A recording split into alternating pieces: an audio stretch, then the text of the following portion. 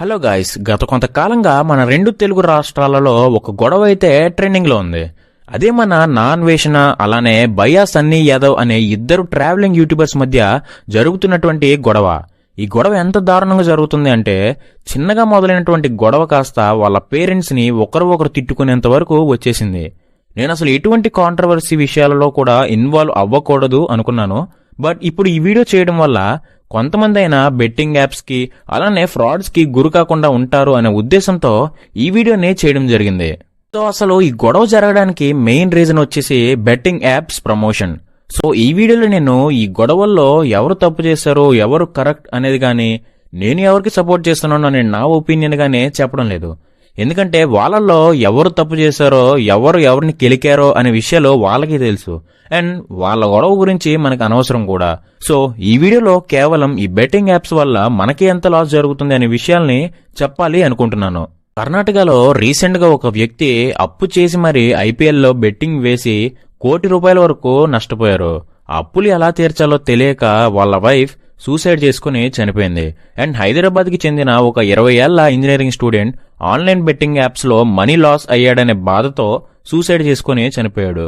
And అంతేకాదు, ఆంధ్రప్రదేశ్ లో ఒక డిగ్రీ స్టూడెంట్ బెట్టింగ్ లో లాస్ రావడంతో తన ఇంట్లోనే ఫ్యాన్ కి ఉరేసుకుని చనిపోయాడు. ఇలా ఒకటి కాదు రెండు కాదు, ఒక సంవత్సరంలోనే సుమారుగా 10 లక్షల మందికి పైగా ఈ బెట్టింగ్ యాప్ లో అలానే గ్యాంబ్లింగ్ వల్ల చనిపోతున్నారు.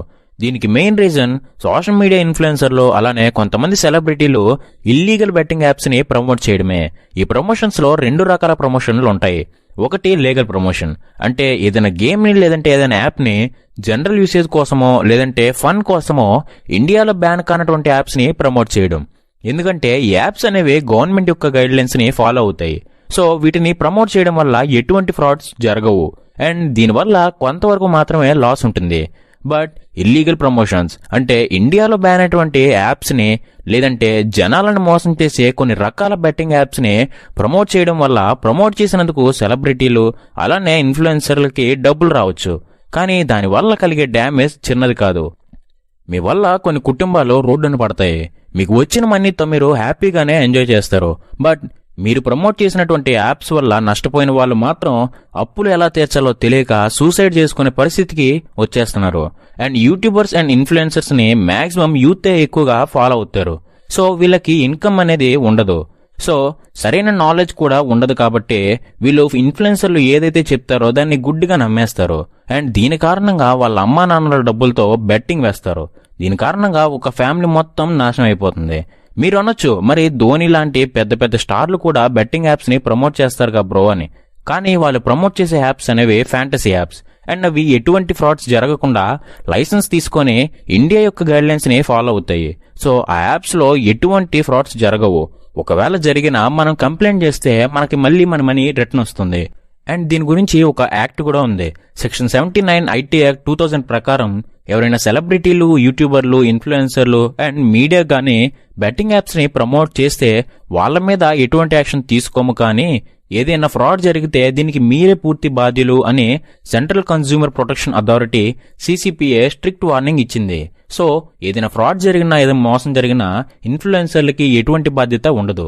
దీనికి పూర్తిగా మనమే బాధ్యత వహించాలి. సో మీరే కొంచెం అర్థం చేసుకోండి. ఈ బెట్టింగ్ యాప్స్ అనేవి మనం లాగిన్ అవ్వగానే మనకి బోనస్ కింద 100 నుండి 200 రూపాయలు ఇస్తారు. మనం దాంతో ఒక 50 రూపాయల వరకు ఇన్వెస్ట్ చేసి గేమ్ ఆడతాం. అండ్ స్టార్టింగ్ లో మనమే విన్ అయ్యేలాగా చేసి మనకి ప్రాఫిట్ వస్తున్నట్టుగా మనల్ని నమ్మిస్తారు. దీంతో మనం గుడ్డుగా నమ్మేసి 10,000 20,000 అని మన దగ్గర లేకపోయినా వేరే వాడి దగ్గర అప్పు చేసి మరీ ఇన్వెస్ట్ చేస్తాము. దీంతో మనకి లాస్ వస్తాయి. అప్పుడు మళ్ళీ ఆ అప్పులు ఎలా తీర్చాలరా దేవుడా అని బాధపడతాము. సో ఒకటి గుర్తుపెట్టుకోండి, మనకు ఫ్రీగా వచ్చిన డబ్బు ఎక్కువ కాలం మన దగ్గర ఉండదు. అండ్ ఇంకో థింగ్ ఏంటంటే, ప్రమోషన్స్ అనేవి చేయవచ్చు. బట్ అది మన సబ్స్క్రైబర్లు అలానే మన ఫాలోవర్స్ కి యూజ్ అయ్యే విధంగా ఉండాలి. లేదంటే ఎవరు యూజ్ చేయనటువంటి ప్రొడక్ట్స్ గురించి అయినా ప్రమోషన్స్ చేయాలి. బట్ ఇలా డబ్బులకు ఆశపడి ఇల్లీగల్ యాప్స్ ని ప్రమోట్ చేయడం వల్ల చాలా మంది నష్టపోతారు. సో ఇప్పుడు అసలే ఐపీఎల్ టైం. సో చాలా మంది టెలిగ్రామ్ ఛానల్స్ లో ఐపీఎల్ లో బెట్టింగ్ వేసి నష్టపోతూ ఉంటారు. సో ఇకనైనా బెట్టింగ్స్ వేయకుండా జాగ్రత్తగా ఉండండి. అందుకే మన కోసం మన ఇండియన్ గవర్నమెంట్ ఐకాల్ హెల్ప్ లైన్ అనే వెబ్సైట్ ని పెట్టారు. సో ఎవరైనా స్టార్స్ లేదంటే సెలబ్రిటీలు ప్రమోట్ చేసినటువంటి యాప్స్ వల్ల మనం ఫ్రాడ్ కి గురైతే ఈ నెంబర్ కి కాల్ చేసి ఇన్ఫార్మ్ చేయండి. మీ ప్రాబ్లం అనేది త్వరలోనే సాల్వ్ అవుతుంది.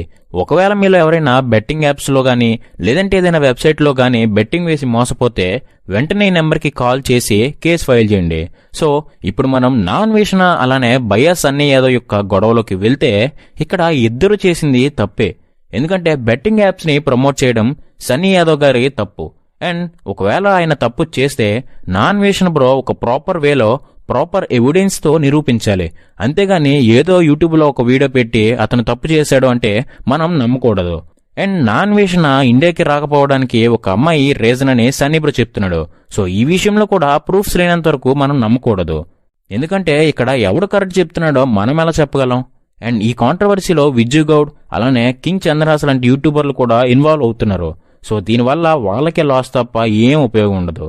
సో ఈ వీడియో మీకు అర్థమైంది అనుకుంటున్నా. నేను ఈ వీడియోలో ఎవ్వరికి సపోర్ట్ చేయలేదు. ఒకవేళ ఎవరికైనా ఈ వీడియోలో నేను మాట్లాడింది తప్పుగా ఉంటే sorry for that. So video ఇన్ఫర్మేటివ్గా ఉంటే మన ఛానల్ని ఇప్పుడే సబ్స్క్రైబ్ చేసి సపోర్ట్ ఇవ్వండి. So thank you guys, thanks for watching.